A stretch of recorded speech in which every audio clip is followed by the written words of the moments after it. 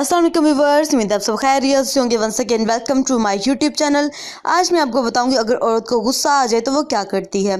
अगर औरत को गुस्सा आ जाए तो जूता उठाकर नहीं मार सकती, क्योंकि उसे तालीम दी गई है कि मियाँ बीवी को एक दूसरे का एहतराम करना चाहिए। अगर बदजुबानी करे तो मर्द उससे ज़्यादा बदजुबानी करने को मौजूद होता है, और अगर गाली दे तो किसे दे, हर गाली तो माँ बहन के बारे में होती है।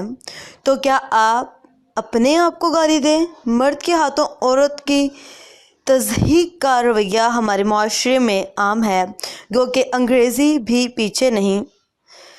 उनके यहाँ भी औरत को बुरे नामों से पुकारा जाता है और मर्द के लिए चंद गिनी चुनी गालियाँ हैं, लेकिन बड़े सगीर में तो अव्वल से आखिर तक सारी गालियाँ सिर्फ़ और सिर्फ औरत से मंसूब हैं।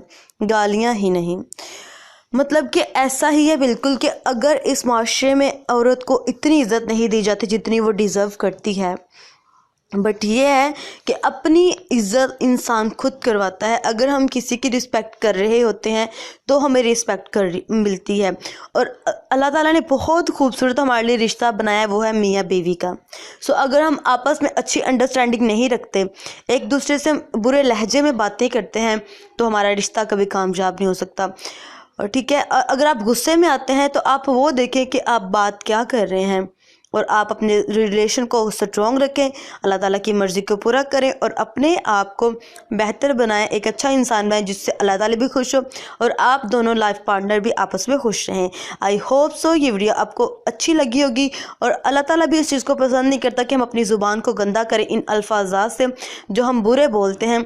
सो अच्छे लफ्ज़ बोलें ताकि दूसरा बंदा भी इससे नसीहत हासिल करे कि आप कितने अच्छे अल्फाज बोल रहे हैं। आई होप सो ये वीडियो आपको पसंद आई होगी।